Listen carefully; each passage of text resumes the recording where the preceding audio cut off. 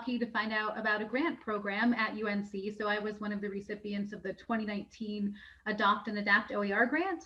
And before that, I'd heard a little bit kind of towards the end of my grad studies, but I really wasn't aware of it until that.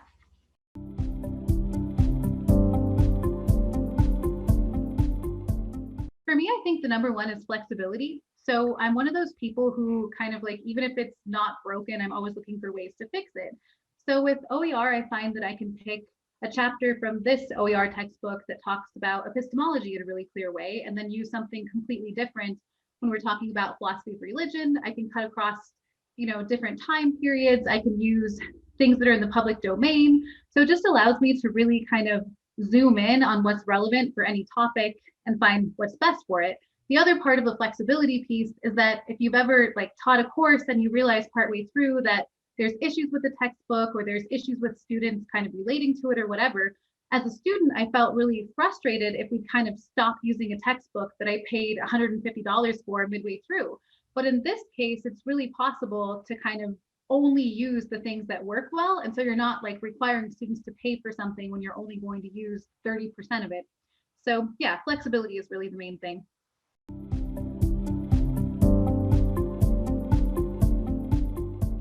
Well, I think the first is just the upfront time, and that comes with adopting even traditional commercial textbooks because you have to, compare books. But I think it's easier to just ask a colleague, what textbook are you using for this new course I'm going to teach?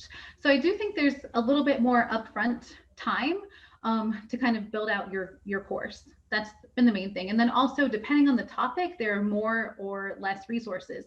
So I found for intro philosophy, there's a lot more textbooks available. But if we want to talk about something more specialized, sometimes it's lacking. In a weird way, sometimes there's been even more content. So there's a huge push for OER content on early modern women philosophers who've been kind of left out of the canon. And then it turns out there's been a lot of resources there. So it's kind of, it's not complete. And I can't even explain why there's not a good OER metaphysics textbook, and yet I can find a lot of content on Princess Elizabeth of Bohemia, who's been a minor figure historically.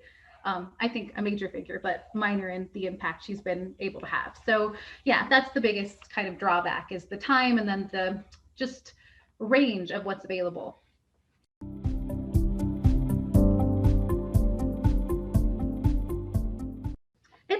Easy, actually. I mean, I think, again, just given the general approach I have to try to make student feedback play a role, I think the most surprising thing, or the biggest thing that kind of changed just from doing OER, was realizing how much I wanted to also incorporate open pedagogy.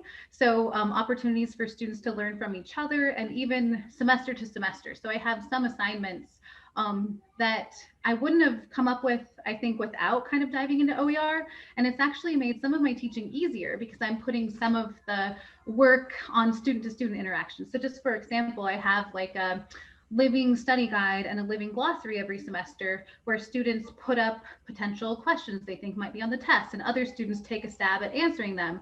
And then students will respond and say, well, I think you could add this to your answer, or here's an example. And same with the glossary, students will come up with a definition. So oddly, in some ways, it's made my teaching easier because that's enabling them to kind of take that more active role. And then I don't have to just reiterate a definition multiple times. They can say, hold on, is it like this? And then they kind of are working from each other.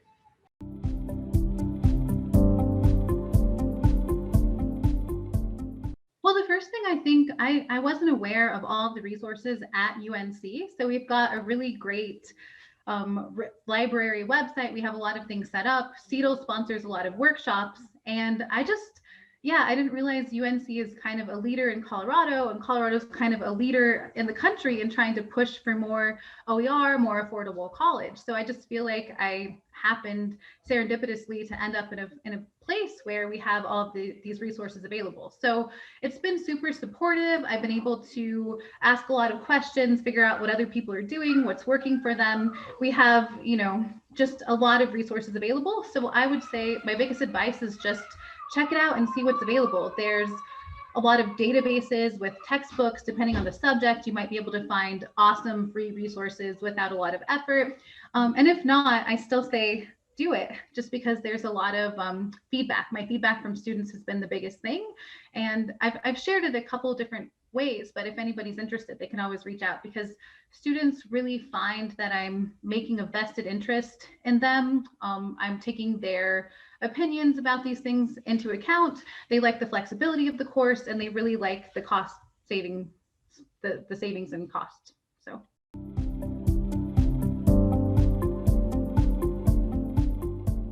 One of the biggest things that drove me to even look into this application process for the OER Adopt and Adapt grant was a student who I had, wonderful student. I had such a great experience working with the student, but they had to literally choose between paying for food and paying for textbooks. And I just couldn't, I mean, that was so hard to kind of take into account. So I use textbooks, I guess, sparingly, I'd say. So in some courses, it's just difficult. When I teach the senior seminar, for example, I typically am using a contemporary work that's just been off the presses. And it's really important, I think, sometimes to have that.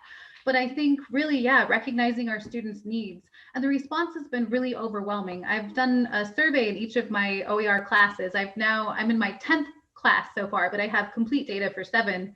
And it's been like 99 out of 100 students, literally. And when students have comments about difficulties, it's sometimes related to things like being able to download things off of Canvas, or things that might be issues anyway. I've also worked with the library a little bit just to find out other ways for students who need to borrow laptops or things like that, right? Because a textbook you have as a physical thing there. And so finding ways to also accommodate those students. And it's been working pretty well. Also, students aren't always aware, but they can print for free at public libraries, several hundred pages a month. So sometimes I encourage students to do that if they really just need a physical copy in front of them. But yeah, the response has been super positive, both for savings and also for the flexibility. And I often get these nice comments about how they feel like, yeah, I took their needs into account. I didn't just get this kind of watered down textbook just because it was easy for me. So I appreciate that feedback, and I want to encourage others to use this if it makes sense for them.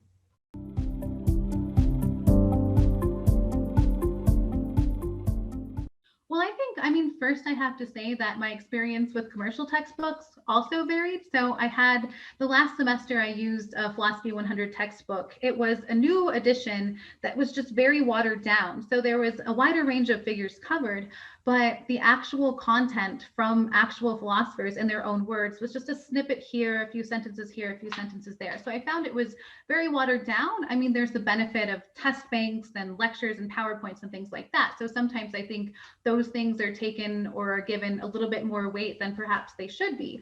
But I think, again, it really varies. So there's definitely content out there that's not peer reviewed. There's content that hasn't really been around for a long time or that hasn't been through several iterations, but there's also textbooks I found where the authors are super committed and they update all the time with things that they've learned from using it. The other thing is many OER textbooks are actually editable. They're licensed where you can edit them yourself and add this and then use this as a new resource for your students. That's something I do all the time, actually. I'm like, wait, this paragraph doesn't quite fit. I could eliminate it or rewrite it or rework it, right? So giving credit where it's due. But yeah, so I think it varies on the commercial side, I think is important to keep in mind. And it also varies on the OER side. The other thing is if people are using figures in the public domain, it's out there, and that's another resource that sometimes people overlook. So if textbooks are just anthologies of works that are out there anyway, sometimes I wonder why we're charging students a lot for materials that we could just collect on our own and redistribute that way.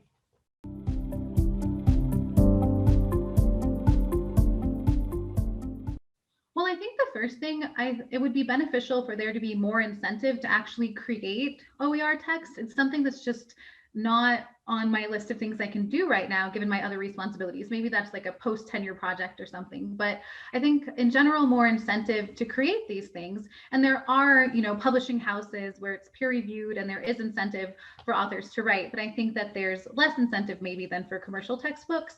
And then also just kind of clearing up some of the misconceptions. So even when I applied for this grant, I'd heard from some people that OER textbooks are just kind of self-published things, like when you go on Amazon and you find self-published novels, some are not very high quality at all.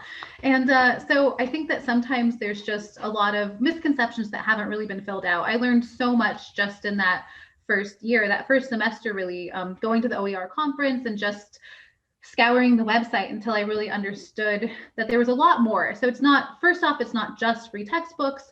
And second, they're not just, things that people make themselves quickly. It's not just somebody's class notes.